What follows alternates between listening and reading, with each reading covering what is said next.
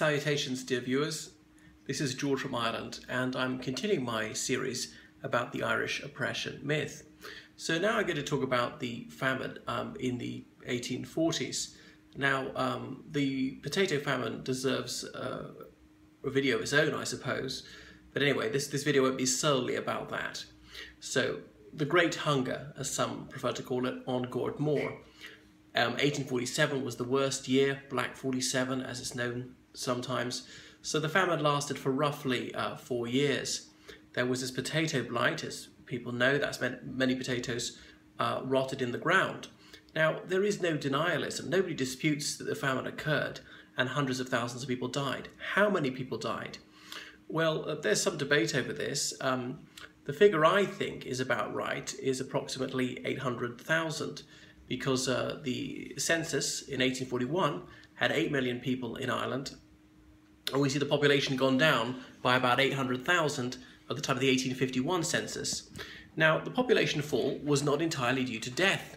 There was a large-scale emigration. Of course, there had been emigration prior to the 1840s, but there had been a real spike at the time of the famine. Huge numbers of people leaving to escape malnutrition. And not all the deaths in Ireland, of course, were attributed to the famine. In a population, one would expect there to be some mortality at any point. And then this other vexed question is, what counts as a famine death?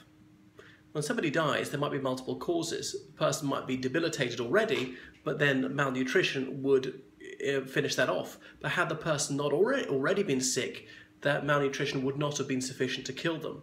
So people can die of malnutrition rather than starvation. They could die of malnutrition because they do have something to eat, but it's just not sufficient. Doesn't mean they have to have absolutely nothing to eat. And of course there was famine fever. And as people's health had been weakened due to malnutrition, they died when they otherwise would have survived. Had they been in rude health because they had had enough to eat, then certain things like famine fever would not have finished them off. That was that. Anyway, it's certainly a horrific tragedy on a huge scale. But there was not a conspiracy. Tim Coogan published his book, The Famine Plot, as though in Great Britain they planned this or something. Now, he's never been to university and it shows, so he has no academic training. He's definitely got an agenda a mile wide. He's a pro-IRA historian, and IRA members have said that his books were required reading. He was their semi-official historian. He had access that no other historian had, which is not to say that everything he writes is bunkum. And then he took aim at some real scholars saying, oh, well, you studied in a university in Great Britain, as that delegitimizes him. Now, if he knew anything about third-level education, he would realize that universities in the UK tend to be far left, and many of the dons are sympathetic to Irish nationalism, even Irish republicanism. If there is a bias in UK universities, it's not against Irish nationalism and republicanism. George Bernard Shaw said we mustn't call it a famine, it's a great hunger, because there was ample food, but it was shipped out of Ireland, and indeed some food was sent out of Ireland at the time. Now, people often overlook the fact that food aid was coming in from Great Britain, from the government, buying Indian meal, this corn for us, from religious organisations. The Quakers, it's a Protestant church group, other private charities, Native Americans and Ottomans and so on sent us food. So this government aid saved some of our lives. Now, this was a time of Malthusian ethics. James Malthus in the late 18th century had said, we mustn't provide for the needy because then they'll just have more children and it'll cause more suffering in the long run and things like that. There was a positive check and a preventive check on population, he said. Positive check is when people just die of malnutrition. Preventive check is a lot of women never get married or get married very late, so they don't have any fertile years. He only looked at the marriage rates for women, not for men. Of course, a woman needs a man to marry, but there we are. And he was assuming that children were almost never born outside of wedlock, which was not an entirely safe assumption at the time. So this was not governmental policy. Why would they want us dead? Our neighbours in Great Britain. You say they're exploiting us. They can't exploit us once we're dead. The landlords, well, they can't get rent out of us when we're dead, and things like that. And if they hate us so much, well, where did we go when we emigrated? A lot of us to Great Britain, admittedly places like Canada and the United States too. So when we were going to the United States, we were being lost to the British Empire, and they wanted us as cannon fodder. They would not want us to leave. So morality aside, it didn't make any sense from Great Britain's point of view, even if they wanted to wring every last penny out of us, to starve us to death, to debilitate us, things like that. So we ought to recognise that this is sometimes an internal Irish problem. So yes, most of us were the courtier class, tenant farmers paying rent to landlords, and they're largely Catholic tenants, it's true, and largely Protestant landlords. And the major landlords tend to live in Great Britain, have estates in Ireland and Great Britain. So people say, oh, there's money leaving Ireland and so on. You know, not all landlords were rack renters. Some of them relieved people's rent or saved people by giving them food and things like that. And it was also a case of some shopkeepers profiteering by raising prices and things like that.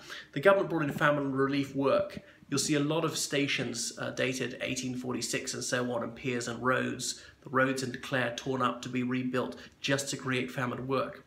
The terrible thing was people often had to complete a week's work before they got paid. So if it was such a dreadful time, wouldn't there be the time for a rebellion? Well, William Smith O'Brien tried it with the inglorious scrap of Widow McCormick's cabbage patch in County Tipperary. Obviously there were berries and mushrooms to be picked, and fish in rivers and the sea, or even seaweed could be eaten, but yeah. People were reduced to all sorts of things. Some people were stealing things, waiting around for the police to turn up, deliberately getting caught because they go to prison and they would at least be fed. So I've seen murals on the Falls Road in Belfast calling it the Irish Holocaust, which again is a fallacy and it's demeaning to Holocaust victims. And yes, people certainly died of the famine. Nobody doubts that. Now Republicans try to inflate the figures for their own partisan purposes, to disseminate Anglophobia, to try and justify murder in the 21st century. They are falsifying the figures for the mid-19th century. There's the old canard that Queen Victoria gave some money, but only the same amount of money to Battersea dogs home. So that's been proven to be a mythos. So she gave £5,000, if I've got that right. So there are many calls upon a charity. She could give away all her money, and I suppose if she's a really moral person, she would have. We've got to remember that famines were the norm in the 1840s. 1848 was the year of revolutions. There were famines across Europe. Now, the west of Ireland was largely a monoculture because the potato grows particularly well there. The thing is, potatoes are very sturdy crops and will grow almost anywhere, at sea level, at altitude, in quite poor quality soil. If there's heavy rain, if there's very little rain. So that's why our population had doubled from 1800 to about 1840, perhaps grown a bit too fast.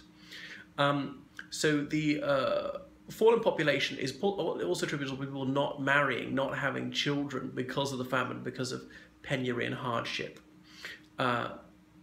This is part of the Irish oppression myth. Of course, there was hardship in Great Britain. The potato famine affected them as well, just not so severely, much more localised. And we'd had a famine in the 1740s, which is never mentioned. The famine in the 1840s is used to try and prove that the Union was cataclysmic for us. If so, how about the 1740s? Does that prove that not having the Union was catastrophic? I've never heard that argument advanced. Anyway, so there were overcrowded districts on the Atlantic seaboard, and these were eased by emigration and better agricultural methods, things of that nature. So we wouldn't have potatoes in the first place, I suppose, if they hadn't been brought back, I think, by the Spanish from South America.